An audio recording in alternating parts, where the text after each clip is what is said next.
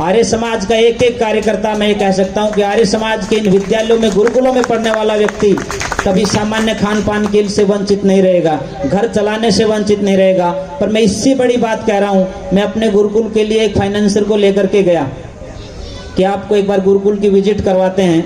और वहाँ से आने के बाद फिर उन्होंने बड़ी निराशा भरी भाव से कहा कि स्वामी जी किस चक्कर में पड़े, बड़े बड़े पब्लिक स्कूल यहाँ हैं, आप क्या मुकाबला करोगे, आपने साधारण सी एलईडी लगा रखी है, साधारण आपके टीचर हैं, साधारण परिवारों के ये बच्चे हैं, ये क्या परिवर्तन करेंगे।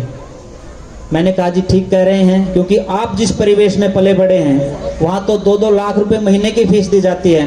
हम तो इन बच्चों को ये कहते हैं कि जो कुछ थोड़ा बहुत देना होगा तो हम ही दे देंगे, आप आओ तो गुरुकुल में। और आप आश्चर्य करेंगे 126 बच्चे हमारे पास हैं, उनमें से 56 बच्चे ऐसे हैं जिनमें से किसी का बाप नहीं है, किसी की माँ नहीं है, और जो बाकी के हैं उनके पिताजी दारू पीते हैं, शराब पीते हैं। हाथ जोड़ करके उनकी माँ छोड़ करके चली गई, जिनको बस सिर्फ रख लो, हमें नहीं कोई, चाहे आप पढ़ाना भी मत, खिलाना भी मत, पर इनको रख लो, वहाँ रहेगा तो बर्बाद हो जाएगा, शराब पिएगा।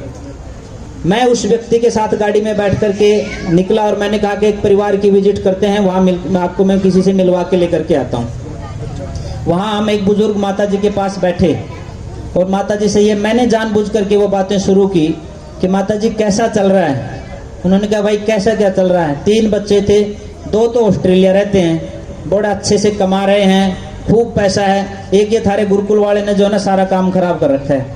मैंने कहा जी क्या हुआ, कि ना तो कोई इसने नौकरी मिली, अपनी किताबों की दुकान कर रहा है, सामने मेरे दो राजा है, मेरे दो 2 घंटे बात मारा है और चला जा है, और कोई काम नहीं।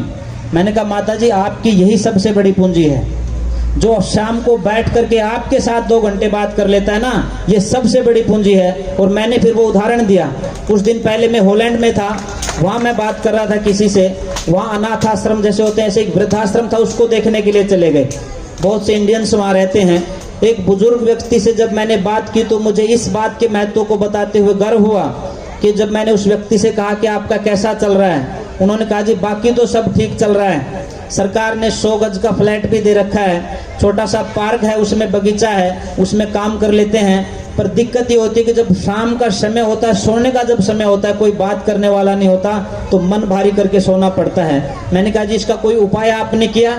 उन्होंने कहा जी एक छोटा सा उपाय हमने किया है, और उपाय वो ये है कि एक्सचेंज में एक व्यक्ति को बुक करवा रखा है, जिसको हर महीने $500 हम देते हैं, और $500 की एवरेज में वो हमारे से रोज 10 मिनट बात करता है। और वो मेरे से पूछता है कि दिन कैसा रहा, आज आपने बगीचे में क्या किया, क्या खाना खाया।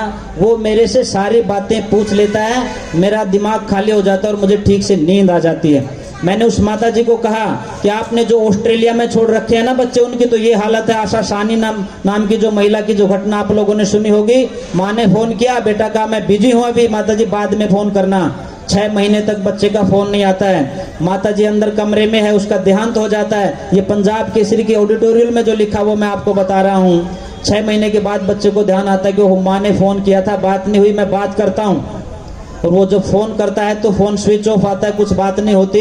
वो अपने साथी से बात करता है कि एक बार माँ को जाकर देख करके आइए, क्योंकि फोन नहीं मिल रहा है। और जब वो जाता है, दरवाजा नहीं खुलता तो पुलिस बुला करके दरवाजा तोड़ते हैं और अंदर देखते हैं इस तरह के बिस्तर के ऊपर सिर्फ कंकाल पड़ा था, जिसके शरीर को कीड़े मकोड़ों ने खा लिया था, उसके ऊपर कुछ बचा नहीं था। उसकी हालत देख करके वो कहता है कि जी आपकी माँ का तो देहांत हो गया, और उसके तो सिर्फ कंकाल बचे हैं, शरीर पर ना तो खून है, ना मांस है, ना त्वचा है, सारा का सारा जो है ना वो षडांध में भरा हुआ कमरा मिला है। वो माथा पटक पटक करके वो व्यक्ति रोता है। जिस माँ ने अपनी जिंदगी का सब कुछ लगा करके उसको तैयार किया और विदेश भेजा कि मेरा बेटा वहां जा करके कुछ पैसे कमाएगा, लेकिन पैसे कमाने के लिए तो आपने भेज दिया, वो कारें खरीदने के योग्य तो बना दिए, लेकिन उनको आपने संस्कार नहीं दिए, और उसका दुष्परिणाम ये था कि वो आपकी आज हालत पूछने के लिए तैयार नहीं है।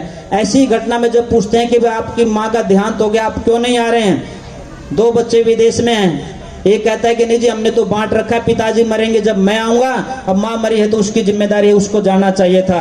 मैं कहना यह चाहता हूं इस तरह के विद्यालयों में शिक्षा का महत्व क्या है उसके ऊपर मैं कहना चाहता हूं। गुरुकुल में पढ़ने वाला विद्यार्थी आपकी आंख में आंख डाल करके बात नहीं करेगा, आपके सामने नजरें झुका करके बात करेगा। वो कभी आपके कहे को मना नहीं करेगा, आपके आदेश को मना नहीं करेगा।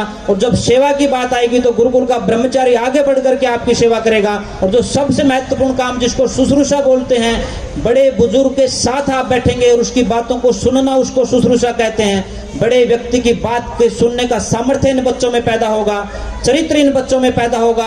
यदि ये किसी भी बड़े से बड़े पद के ऊपर गए तो मैं गारंटी के साथ कह सकता हूं ये कोई रिश्वत नहीं लेंगे, ये किसी माँ बहन बेटी के सम्मान को तार तार नहीं करेंगे, ये देश की अस्मिता को खतरे में नहीं डालेंगे।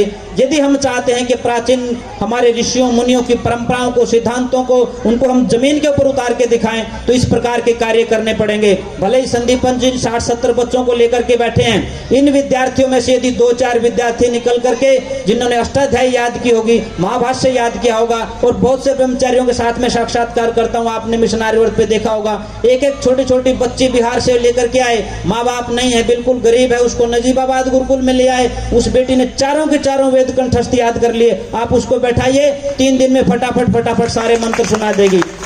मैं कहना यह चाहता हूं इस विद्या को बचाने की जरूरत है। और इसके लिए जिन लोगों को यहाँ बैठे हुए लग रहा होगा कि नहीं ये तो सामान्य लाठी चला रहे हैं, तलवार का तो जमाना नहीं, गोली का जमाना, कोई चला के दिखाओ गोली, पता चल जाएगा। ये तो प्राचीन हमारी जो संस्कृति है उसको बचाने के लिए, उसको दिखाने के लिए इन चीजों का प्रयास है। ये किसी को मारने के लिए नहीं है, ये तो खुद की सुरक्षा, अपने समाज की सुरक्षा, अपनी माँ बहनों की सुरक्षा के लिए हम लोग ये कर रहे हैं। और इसी सुरक्षा में हमारी संस्कृति की सुरक्षा निहित है। और यदि हम ऐसा कर पाते हैं तो सब मिल करके बोलेंगे जो बोले सो अब है, वैदिक धर्म की जय। आपने मुझे समय दिया, शायद थोड़ा ज्यादा होगा तो मैं माफी चाहता हूँ। बहुत बहुत धन्यवाद।